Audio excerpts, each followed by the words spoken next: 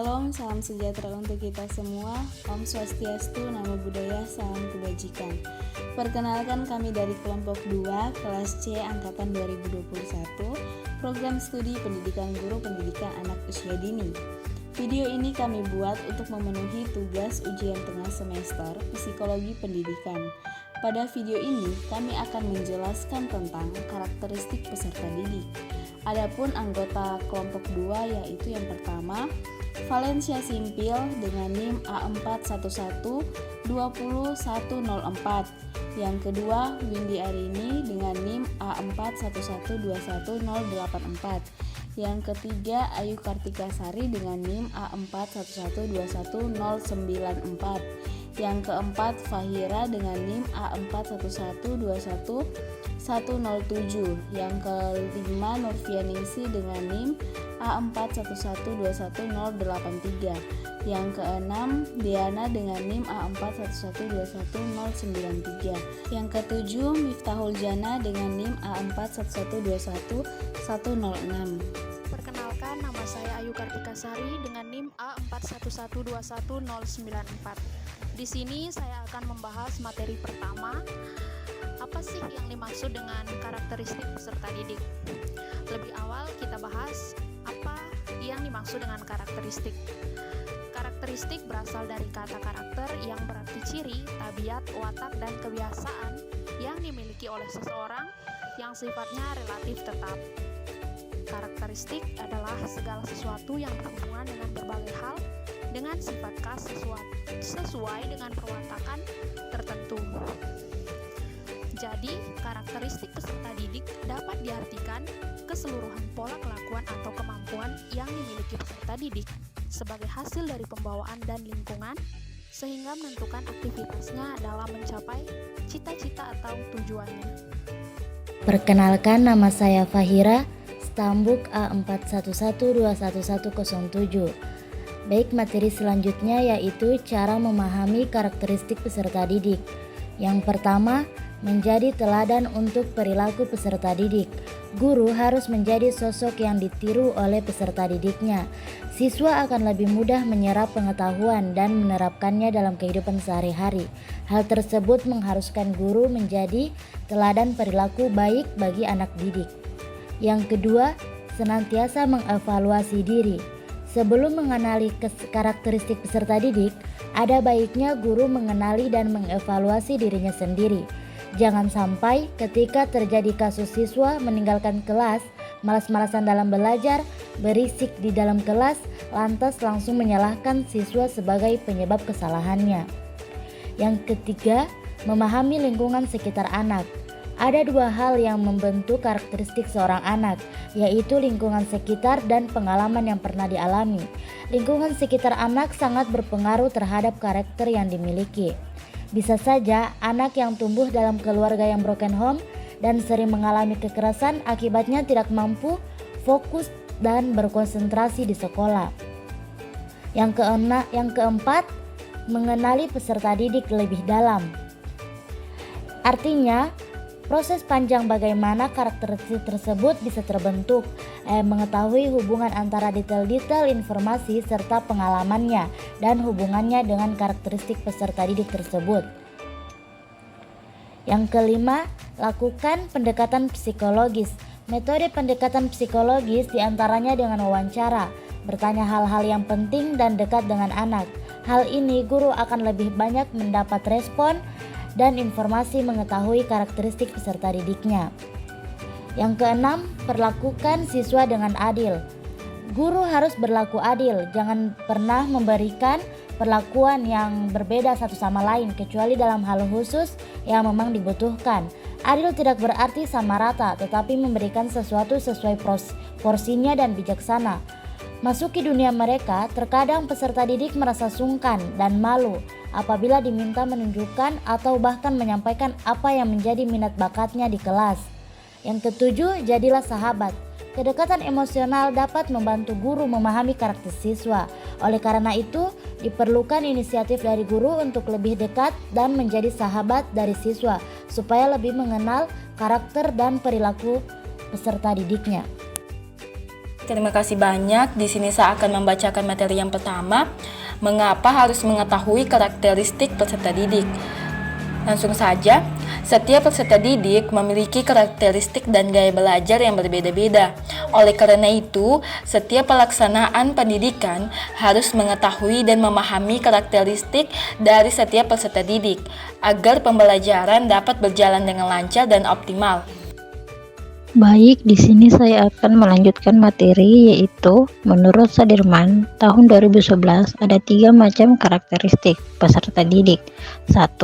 Karakteristik yang berkaitan dengan kemampuan awal peserta didik seperti kemampuan intelektual dan berpikir. 2. Karakteristik yang berhubungan dengan latar belakang dan status sosial peserta didik. 3. Karakteristik yang berkaitan dengan perbedaan-perbedaan kepribadian seperti sikap, perasaan, dan minat. C. Status sosial. Manusia diciptakan Tuhan dengan diberi rezeki seperti berupa pekerjaan, kesehatan, kekayaan, kedudukan, dan penghasilan yang berbeda-beda. Kondisi seperti ini juga melatar belakangi peserta didik yang ada pada suatu kelas atau sekolah kita. Peserta didik pada suatu kelas biasanya berasal dari status sosial ekonomi yang berbeda-beda. Lihat dari latar belakang pekerjaan orang tua. Di kelas kita terdapat peserta didik yang orang tuanya wirausahaan, pegawai negeri, pedagang, petani, dan juga mungkin menjadi buruh. Lihat dari sisi jabatan orang tua. Ada peserta didik yang orang tuanya menjadi pejabat seperti presiden, menteri, gubernur, bupati, camat, kepala desa, kepala kantor atau kepala perusahaan, dan ketua RT. D. Minat. Minat dapat diartikan suatu rasa lebih suka, rasa ketertarikan pada suatu hal atau aktivitas. Hurlok 1990 114 menyatakan bahwa minat merupakan suatu sumber motivasi yang mendorong seseorang untuk melakukan kegiatan yang dipilihnya. Apabila seseorang melihat sesuatu yang memberikan manfaat, maka dirinya akan memperoleh kepuasan dan akan berminat pada hal tersebut. Luas wilayahnya dan kaya akan etniknya. Namun, berkat perkembangan alat transportasi yang semakin modern, maka seolah tidak ada batas antar daerah maupun suku, dan juga tidak ada kesulitan menuju daerah lain untuk bersekolah. Sehingga dalam sekolah dan kelas, tentu terdapat multi etnik atau suku bangsa. Seperti dalam satu kelas, kadang terdiri dari peserta didik etnik Jawa, Sunda, Madura, Minang, dan Bali, maupun etnik lainnya. B. Kultural. Meskipun kita telah memiliki jargon Sumpah Pemuda yang mengakui bertumpah darah yang satu tanah air Indonesia, berbangsa yang satu bangsa Indonesia, dan menjunjung bahasa persatuan bahasa Indonesia, namun peserta didik kita sebagai anggota suatu masyarakat memiliki budaya tertentu dan sudah barang tentu menjadi pendukung budaya tersebut. Budaya yang ada di masyarakat kita sangatlah beragam, seperti kesenian, kepercayaan, norma, kebiasaan, dan adat istiadat. Yang pertama, kemampuan atau pengetahuan awal peserta didik. Kemampuan awal atau entry behavior menurut Ali pada tahun 1984 merupakan keadaan pengetahuan dan keterampilan yang harus dimiliki terlebih dahulu oleh peserta didik sebelum mempelajari pengetahuan atau keterampilan baru. Yang kedua, perkembangan moral dan spiritual. Dalam kehidupan bermasyarakat, termasuk masyarakat di lingkungan sekolah, pasti mengenal moralitas. Bahkan moralitas ini dijadikan sumber atau acuan untuk menilai suatu tindakan atau perilaku karena moralitas memiliki kriteria nilai atau value yang berimplikasi pada takaran kualitatif. Ketiga, perkembangan kognitif. Tingkat perkembangan kognitif yang dimiliki peserta didik akan mempengaruhi guru dalam memilih dan menggunakan pendekatan. Perkenalkan, saya Valencia Simpil dengan stambuk A41120104 akan melanjutkan materi dari teman saya mengenai jenis-jenis karakter peserta didik. Yang ketujuh, gaya belajar. Gaya belajar menurut Mas Ganti didefinisikan sebagai cara yang cenderung dipilih seseorang untuk menerima informasi dari lingkungan dan memproses informasi tersebut. De Porter dan Himeki dalam Mas Ganti, gaya belajar adalah kombinasi dari cara menyerap, mengatur, dan mengolah informasi. Dari dua pendapat tersebut, dapat ditegaskan bahwa gaya belajar adalah cara yang cenderung dipilih atau digunakan oleh peserta didik dalam menerima, mengatur, dan memproses informasi atau pesan dari komunikator atau pemberian informasi. Gaya belajar dapat dikelompokkan menjadi 3, yaitu visual, auditif, dan kinestik. Yang ke-8, motivasi.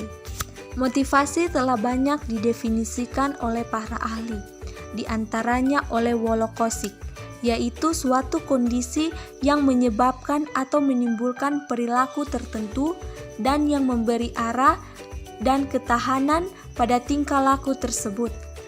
Motivasi kadang timbul dari dalam diri individu itu sendiri, dan kadang motivasi itu muncul karena faktor dari luar dirinya sendiri. Di samping itu, motivasi peserta didik dalam belajar kadang tinggi, sedang, atau bahkan rendah. Motivasi belajar yang tinggi dari peserta didik akan tampak dari ketekunannya dalam belajar, yang tidak mudah patah untuk mencapai keberhasilan meskipun banyak rintangan yang dihadapinya. Motivasi yang tinggi dari peserta didik dapat mengingatkan aktivitas belajarnya. Seseorang memiliki motivasi tinggi atau tidak dalam belajarnya dapat terlihat dari 3 hal.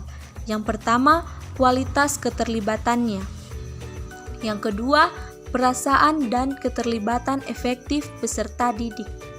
Yang ketiga, upaya peserta didik untuk senantiasa memelihara atau menjaga motivasi yang dimiliki.